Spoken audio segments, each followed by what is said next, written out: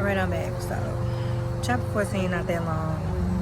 Go back to Acts chapter 14.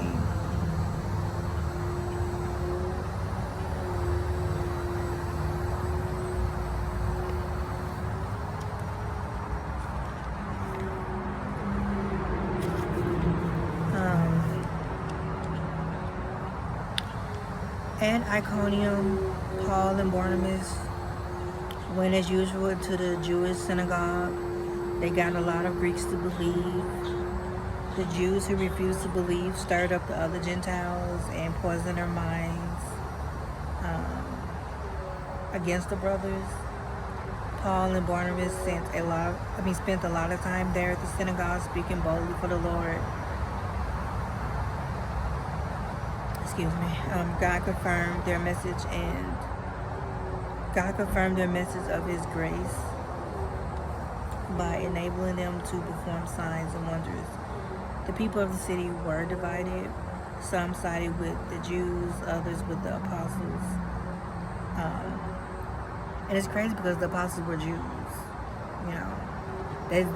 So why was the other Jews against them? It was they should have been helping the apostles. And they knew that the apostles knew Jesus. They knew Him on a personal level. So it's they knew Him on a personal level. They knew that the apostles knew Jesus on a personal level. So it's why they treated them like that? It's crazy. Anyway.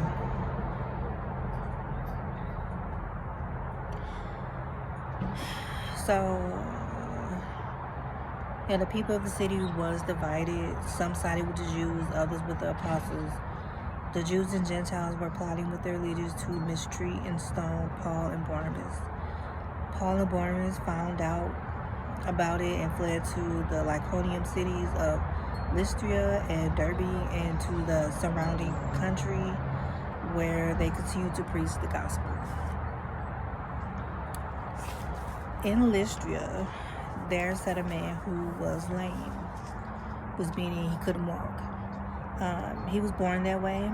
The man listened to Paul as Paul was speaking. So Paul looked directly at the man, saw that he had faith to be healed, and called out to him and said, "Stand up on your feet." At that, the man jumped up and began to walk. When the crowd saw it,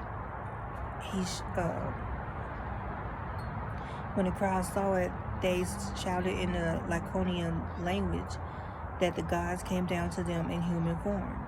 So, and Lycaonians, they were Greeks.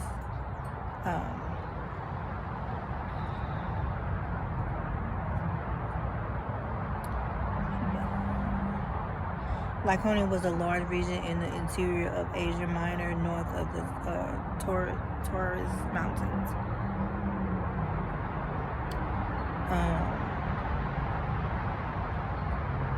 So they called Barnabas Zeus and Paul Hermes after their gods. And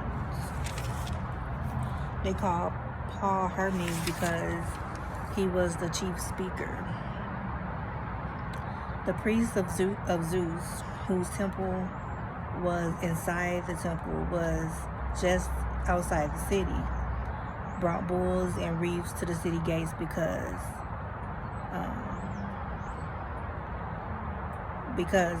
the priest and the crowd wanted to offer sacrifice to Paul and Barnabas. So Paul and Barnabas heard this. They tore their clothes. They rushed into the crowd, shouting to them, saying, why were they doing that? Because that they're only human too.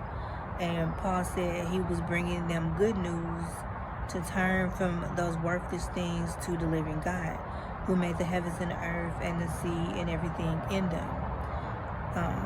God in the past let all nations go their own way, yet he has not let himself. Yet he has not left himself without testimony. He has shown kindness by giving you rain from heaven and crops in their seasons. He provides you with plenty of food and fills your heart with joy. The crowd heard this, but it was difficult keeping the crowd from sacrificing to them. So even though the crowd was hearing what they were saying about God, for some reason they wasn't listening. They thought that Paul and Barnabas were God, so they was like sacrificing to them. I don't know, it was weird. I know that had to be a weird experience. Like, you going to a certain place to like preach about God, and then the people start worshiping you instead of worshiping the God you're trying to tell them about. Like, but Paul and Barnabas did the right thing by telling them, like, no, we're human too. Like, we're just trying to tell you about God, the living God, the only God. There's no Zeus or Hermes, you know. Which, me personally, I do think that the Greek gods were demons. I don't think that they were, I wouldn't say non-existent, but they were demons though. They couldn't do anything for anybody. Because at the end of the day, what people don't know is that the demons and Satan got to do what God say do. You know, demons and they can't do nothing on their own. They gotta, at the end of the day, they gotta do what God say do. Now, they can rebel, they do things on their own, but when they get caught, they get punished. When God catches them, they get punished. And I do think that these Greek gods that the Romans were worshiping, I do think that they were spirits, but they was like demonic ones. So, some Jews came from Antioch and Iconium and won the crowd over. So these Jews, another form of bully. These were some grown people, you know, trying to bully other grown people, trying to bully grown men, Paul and Barnabas. These Jews followed them from one city, one part of the country to the next. So they followed them just to harass them. That's crazy. They literally was stalking Paul and Barnabas just to harass them and to get people to turn against them. That's demonic. As I was saying in my last video, yeah, grown people can't bully other grown people. And they did it to the apostles, they did it to Jesus. You know, it's crazy. But anyway, they stoned Paul and dragged him outside the city, they thinking that he was dead. After the disciples gathered around him, he got up, went back to the city. The next day, he and Barnabas left for Derbe. So they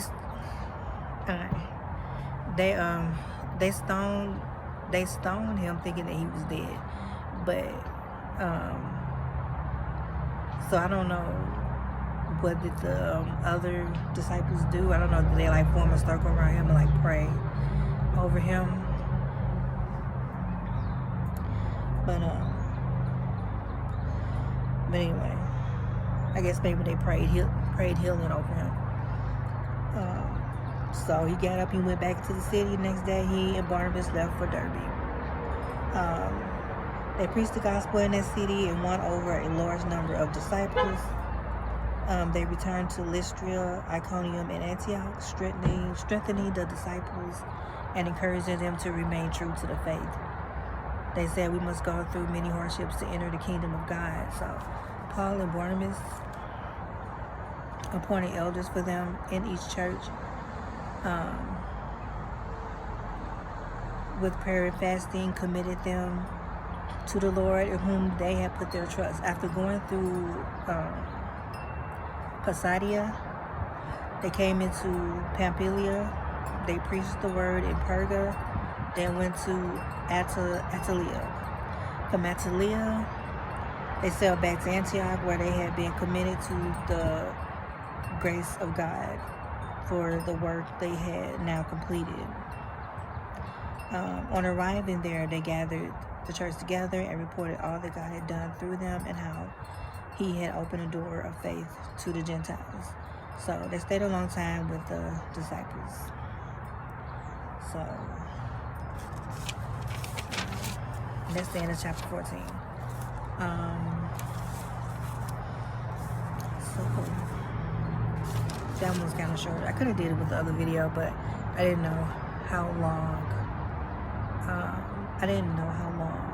How much space that I had on my phone, because I was having space issues before. But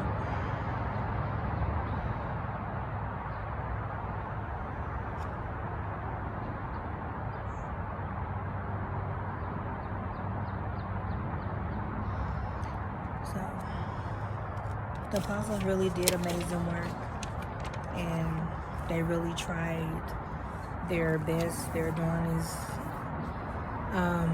to preach the truth about God from what they knew. Were they perfect people? No, they were not perfect people. They were human. Like when the Greek people tried to worship them, they was letting them know we're not gods, we're human, just like you know. Don't worship us. So yeah, the apostles were human. They had flaws. They had a lot of flaws. Prophets. And what I find amazing is that the prophets that God always chose were people that were the most flawed, and He would change their mind and their life around. And so yeah, but that's the end of that. If you have any questions, let me know in the comment section, or shoot me a message. Mosquitoes coming out.